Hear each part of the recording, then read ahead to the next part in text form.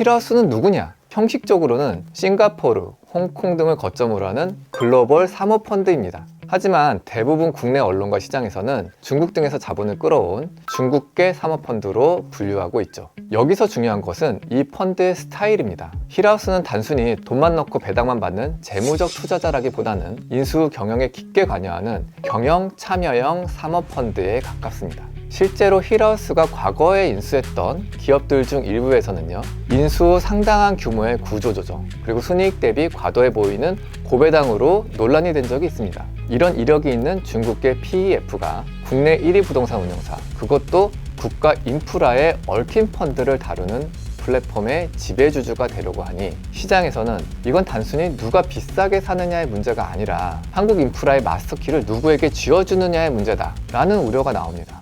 요즘 데이터 센터는 그냥 건물이 아닙니다. 네이버, 카카오, 통신 3사, 그리고 각종 클라우드 기업들이 들어와서 국민들의 통신, 금융, 쇼핑, 업무 데이터가 실시간으로 오가는 일종의 두뇌죠. 이지스는 이런 대형 데이터 개발 프로젝트에 다수 관여해 있는 것으로 알려져 있습니다. 토지 확보, 개발 자금, 임대 구조 설계 등의 핵심적인 플레이어 역할을 하고 있다는 거죠. 또 에너지 저장 장치, 중앙 계약 시장 사업도 하는데 전력망을 안정화하는 데 필수적인 설비가 바로 ESS입니다. 이지스는 이 ESS 관련 사업권을 확보해 전력 수급, 가격, 입찰 구조와 연결된 에너지 인프라 영역에도 손을 뻗고 있습니다.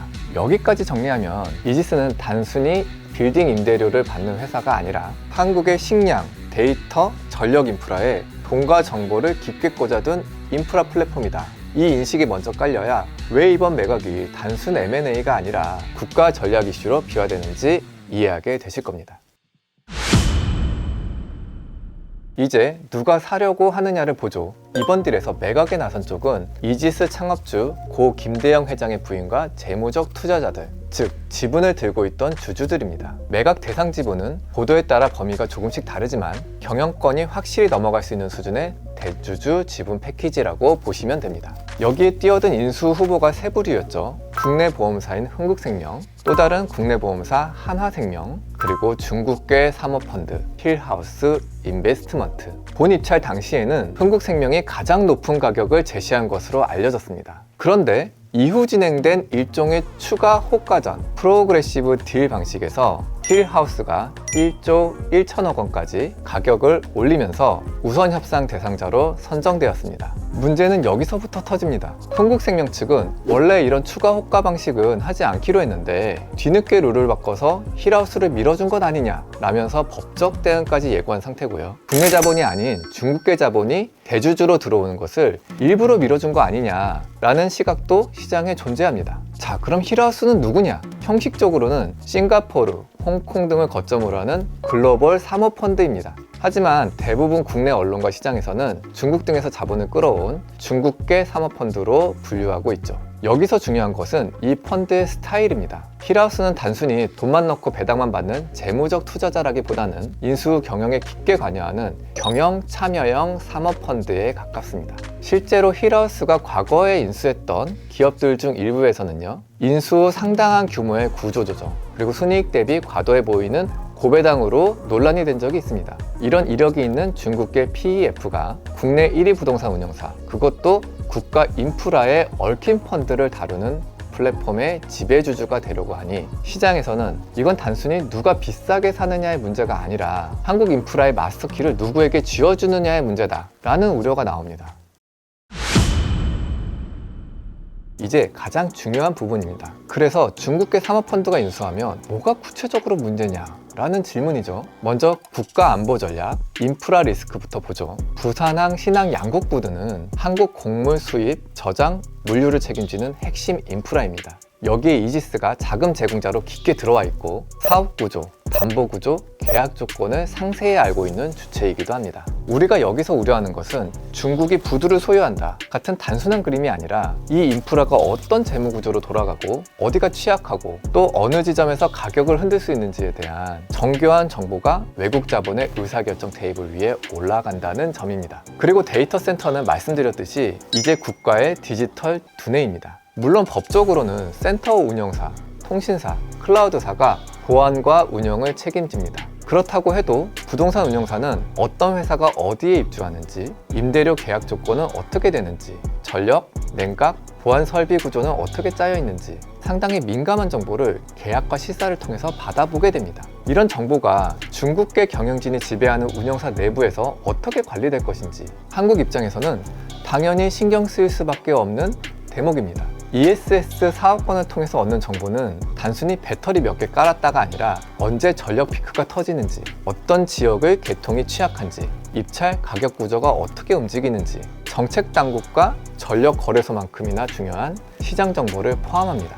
이런 데이터가 중국계 사모펀드가 지배하는 회사의 내부 시스템에 쌓여있게 된다면 그 자체로 리스크라고 보는 시각이 많습니다. 이런 거죠. 만약에 중국이 대만에 침공합니다. 그런데 한국이 대만 문제에 개입했다고 볼게요. 그러면 한국은 중국 입장에서 보면요, 자신들의 국가 안보를 저해하는 세력이나 마찬가지니까 자신들이 소유한 데이터 센터에 영향력을 행사하면서 유사시 한국의 군사적 능력을 떨어뜨릴 수 있는 거죠. 그리고 우리들의 연금과 공적 자금에도 문제가 생길 수 있습니다. 앞서 말씀드렸듯 이지스 펀드에는 국민연금, 공제회, 기타 연금 등 각종 공적 자금이 들어가 있습니다. 이 말은 곧 어떤 연기금이 어떤 자산에 어느 정도 비중으로 어떤 조건으로 투자하고 있는지에 대한 투자 전략 데이터가 이 회사 시스템 안에 빼곡히 쌓여 있다는 뜻입니다. 이게 만약 내부 직원에 의한 정보 유출이나 지배주주의 부적절한 지시로 외부로 새어나간다면 그건 단순히 부동산 가격이 새나갔다 정도가 아니라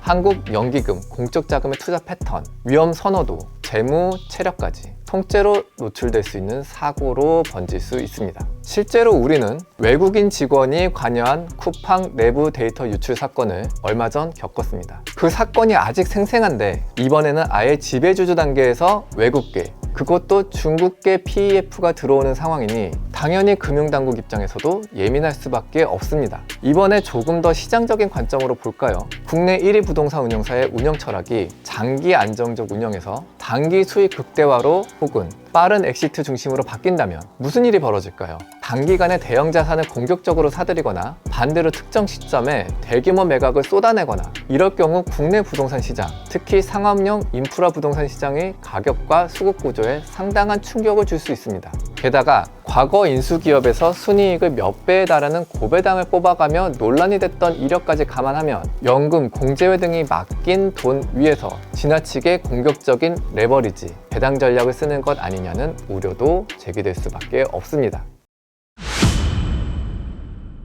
자, 이제 가장 현실적인 질문을 해보겠습니다. 그럼 이 인수를 법적으로 막을 수 있냐 없냐, 그리고 막지 못하더라도 조건에 붙여서 관리할 수 있는 수단은 뭐냐, 하나씩 보겠습니다.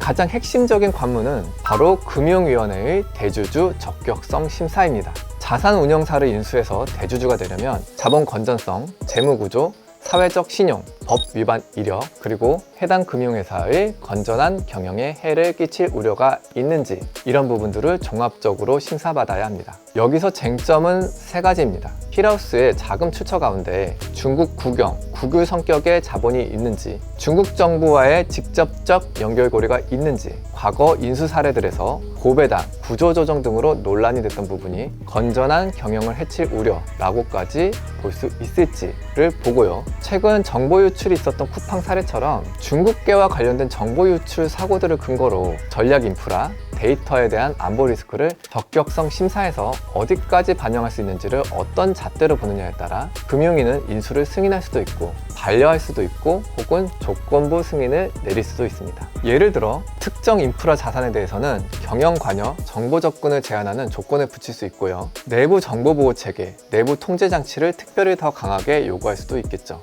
두 번째 수단은 바로 위탁자들의 선택입니다. 이미 언론 보도에 따르면 국민연금은 이지스에 맡긴 자금을 회수하는 방안까지 검토하고 있다고 이야기가 나왔습니다. 만약 국민연금, 공제회 등의 주요 LP들이 중국계 지배주주 아래서는 이 운용사에 돈을 맡기기 어렵다고 판단해 실제로 자금을 빼기 시작하면 어떤 일이 벌어질까요? 이지스의 기업 가치와 힐하우스의 입장에서의 딜 매력도가 급락할 수 있고 최악의 경우 사가도 좋은 회사가 아니다 라는 결론이 나면서 딜 자체가 깨질 수도 있습니다. 혹은 딜이 성사되더라도 인수 직후부터 대규모 자금 이탈이 일어나서 힐하우스 입장에서 애초 구상했던 전략을 전면 수정해야 하는 상황이 올 수도 있습니다. 즉 금융위가 인수를 법적으로 막지 않더라도 돈 맡긴 쪽이 집단적으로 발을 빼버리는 것, 이게 사실상 훨씬 강력한 제재 수단이 될 수 있는 것입니다. 그리고 국민연금 입장에서도 그 판단의 기준은 분명히 해야 합니다. 단순 수익률만 볼 것인지, 아니면 안보, 공공 리스크도 수탁자 책임의 일부로 볼 것인지, 이 기준이 공개적으로 정리되면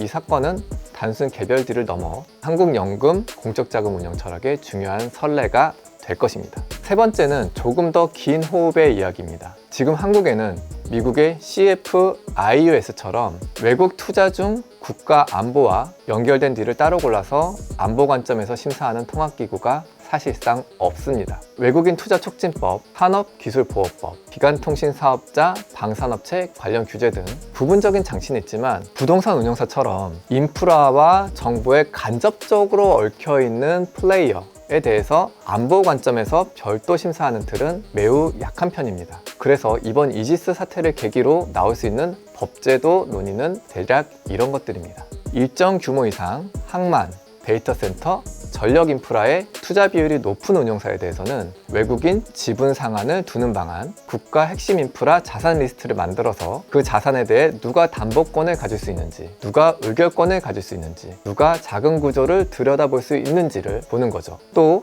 외국인, 외국계 자본에 대한 별도 규제선을 긋는 방안, 미국의 CFIUS를 벤치마킹해서 일정 기준 이상의 딜에 대해서는 금융위, 산업부, 국토부, 국정원 등이 참여하는 합동 안보심사 체계를 만드는 방안도 생각해 볼 수 있죠. 물론 이런 제도는 자칫하면 역차별이나 외국인 투자 위축 같은 논란을 불러올 수도 있습니다. 하지만 반대로 전혀 기준이 없으면 지금의 이지스들처럼 일단 다 열어놓고 나중에 여론과 정치로만 싸우는 구조가 반복될 수밖에 없습니다.